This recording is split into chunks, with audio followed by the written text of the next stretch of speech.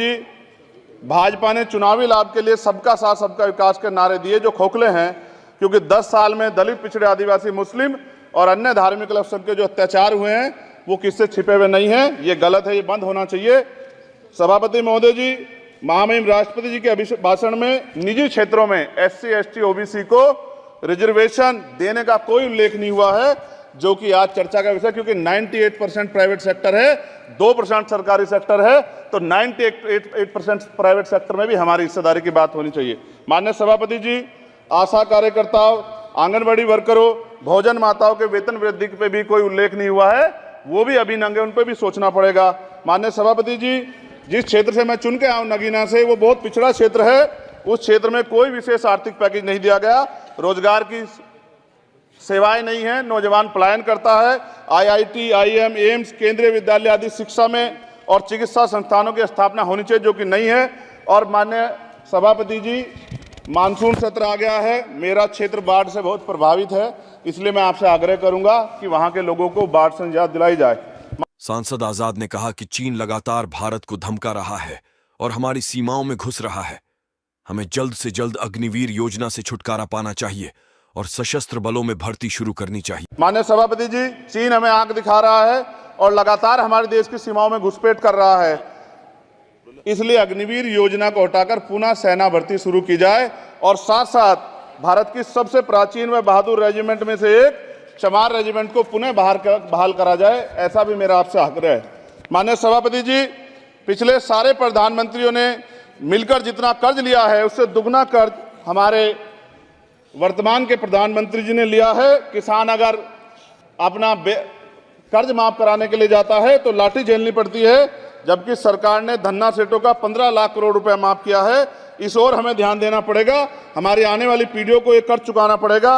माननीय सभापति महोदय जी, किसानों को MSP की लीगल गारंटी तथा किसानों का कर्ज माफ होना चाहिए। साथ साथ 2 अप्रैल 2018 को SC, ST के बच्चों पे बहुत बड़े पैमाने पे मुकदमे लगे थे, वो हमारी लड़ाई सही थी, ये सुप्रीम कोर्ट ने माना और बाद में सरकार ने माना, वो मुकदमे तुरंत वापस होने चाहिए। माननीय सभापति जी, प्रेस जो है उस पर भी शिकंजा कसा जा रहा है, जो पत्रकार सरकार के खिलाफ बोलता है नौकरी से हाथ धोना पड़ता है, और सोशल मीडिया हमारा हथियार है, उस पर तरह तरह के प्रतिबंध लगाए जा रहे हैं और विरोध करने वालों को सोशल मीडिया हैंडल भी सस्पेंड करा दिए जा रहे हैं।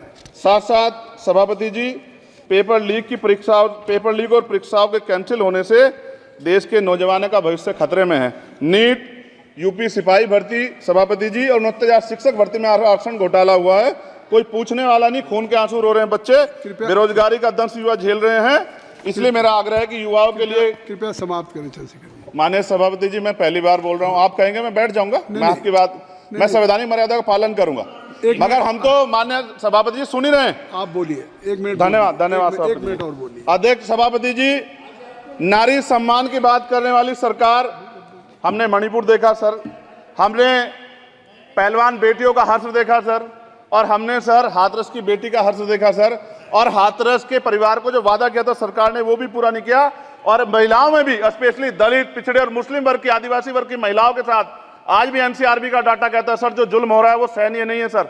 साथ साथ कोविड में तैरती, हमने कोविड में बहुत सुना सर, कोविड में तैरती लाशें भी गंगा में हमने देखी है सर, और मजदूरों का हाल भी हमने देखा है। सभापति जी, बस सब समाप्त कर रहा हूं। नोटबंदी पे छोटे मजले उद्योग की जो कमर टूटी वो भी हमने देखी है।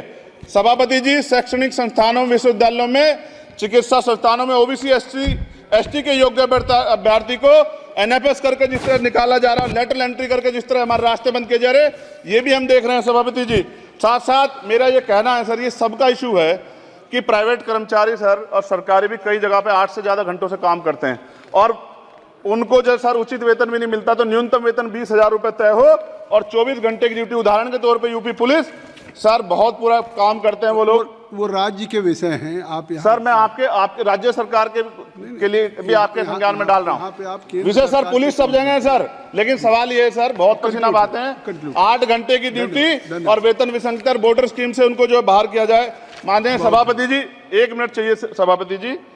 राष्ट्रपति जी ने धर्म के बारे में बात की थी, राम मंदिर से पहले हमारे गुरुघर तुगलकाबाद का फैसला आया था राष्ट्रपति जी, वो सभापति जी अभी तक दिल्ली में स्थित सदगुरु रविदास जी महाराज का गुरुघर नहीं बना। साथ साथ सभापति जी, अपनी बात को खत्म करते हुए मैं आपसे कहना चाहता हूं कि जितना देश दूसरों का